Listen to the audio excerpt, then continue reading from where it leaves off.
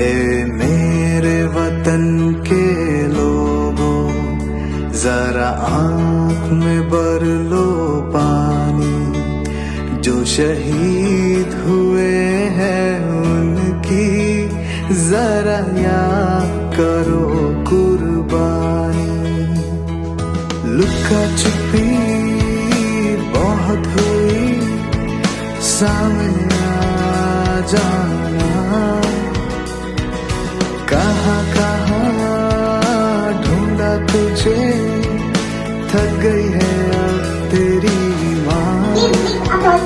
आजा सांझ मुझे तेरी फिकर धुंध आ गई। देख मेरी नजर आ जाना। हाँ यही रास्ता है तेरा, तूने अब जाना है। हाँ यही सपना है तेरा, तूने पहचाना है। तुझे अब ये दिखाना है।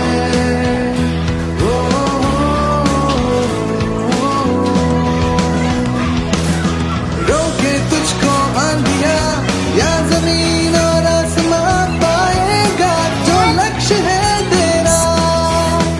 लक्ष्य तो हर हाल में पाना है।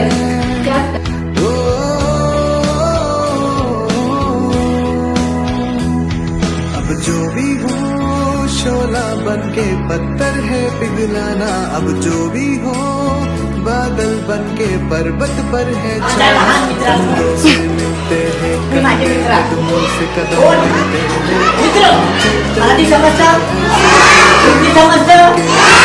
मी मराठी आहे, हिंदुस्थानी आहे, हिंदी बोलणार किंवा मराठी बोलणार चालेल तुम्हाला?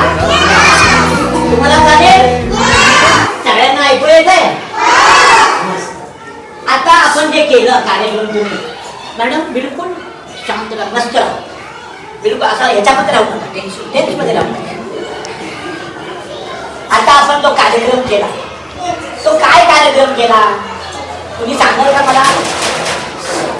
तुम्ही सांगाल का? कारगिल विजय. आपल्या देशाच्या शेजारी आपला देश कुठला आहे? भारत.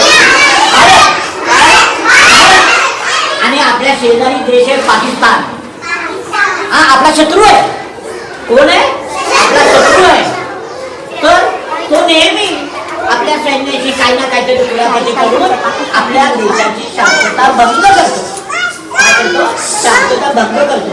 सुधारणा करायच्या, मोठ्या मोठ्या शाळा बांधायच्या, निवडे बांधायचं, काय काय करायचं ते नीट करू देत. मग त्यांनी आपल्या सैन्यावर, कारगिल म्हणजे एक खूप मोठा डोंगर आहे आपल्या बॉर्डरवर, आपल्या देशाची जी बॉर्डर आहे ना, सीमा त्या सीमेवर खूप मोठा डोंगर आहे. आणि त्याच्या पलीकडे पाकिस्तान आहे. कोण? आपला शत्रू देश. कुठला? शत्रू देश, मित्र देश नाही, शत्रू देश. तर त्यांनी असा आपल्यावर हमला केला, आपल्या सैन्यावर. आणि त्याच्यामध्ये आपलं खूप सैन्य मारलं गेलं, कारण ते खूप मोठ्या डोंगरावर आणि आपलं सैन्य खालच्या डोंगरावर. तो डोंगरावरनं त्यांनी गोळ्यावर झाल्या आणि त्यांना मारलं. तर त्याच्यामध्ये कोणाचे पप्पा, कोणाचे मामा, कोणाचे भाऊ असे होते ना, सगळ्यांचे असतात की नाही. तसं मी माझ्या नातवाचा आजोबा कसा, तुमच्याकडे तुमचे पण असतात ना सगळे लहान सगळे, आहे की नाही. मग त्यांचे पप्पा होते, कोणाचे काय होतं. मग ते खूप आपले सैनिक मारले गेले. मग त्या सैन्याने देशासाठी आपल्या देशासाठी मारले गेले ना, आहे की नाही. आपल्या देशासाठी समजतं का तुम्हाला? तुम्हाला समजतं? मग ते मारले गेले ना, मग त्यांना आठवण करायसाठी, आपल्या देशासाठी त्यांनी काम केलं म्हणून आपण आठवण करायसाठी हा कारगिल दिवस करतो. समजलं? हा कारगिल दिवस जेवण्यासाठी आपण साजरा करतो. आता 25 वर्ष झाली या कारगिल विजयाला. आपल्या देशाचा 25 वर्ष झाली आणि त्याच्यामुळं आपण हा दिवस साजरा करतो. त्यांना आठवण करावी, ज्यांचे आई वडील पप्पा भाऊ बहीण कोणाची काय केलं असतील तर त्यांची आठवण व्हावी सगळ्यांना, म्हणून हा आपण कारगिल विजय दिवस साजरा करतो. तुम्हाला खूप मोठ्या लढाईच्या गोष्टी सांगणार, तुम्हाला काय समजणार, समजेल का नाही.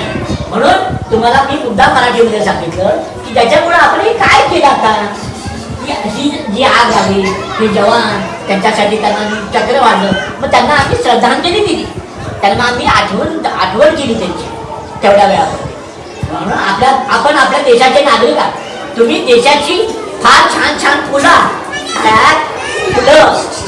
तुम्ही नागरिक नाही, तुम्ही काय देशाची फुलं, आणि तीच फुलं पुढं मोठी होणार, चांगले चांगले मोठे झाड बनणार, कोण सैनिक बनणार, कोण ऑफिसर बनणार, कोण काय काय बनणार. बनायचं की नाही, कोणाला सैन्यात जायचंय का, अरे वा शाबास. मग हे असं नेहमी करत राहायचं. तुमचे इन्स्ट्रक्टर आहेत त्यांच्याकडनं चांगलं चांगलं शिका आणि चांगलं चांगलं राहा, काय बघा चांगलं चांगलं शिका. मी तुम्हाला मुद्दा मराठीमध्ये एवढ्यासाठी सांगितलं की आपण हा दिवस कशासाठी साजरा करतो, तुम्ही घरी गेल्यावर आपल्या मित्रांना आपल्या मैत्रिणींना सगळ्यांना सांगा आमच्या शाळेमध्ये कारगिल दिवस साजरा. ज्याप्रमाणे आपण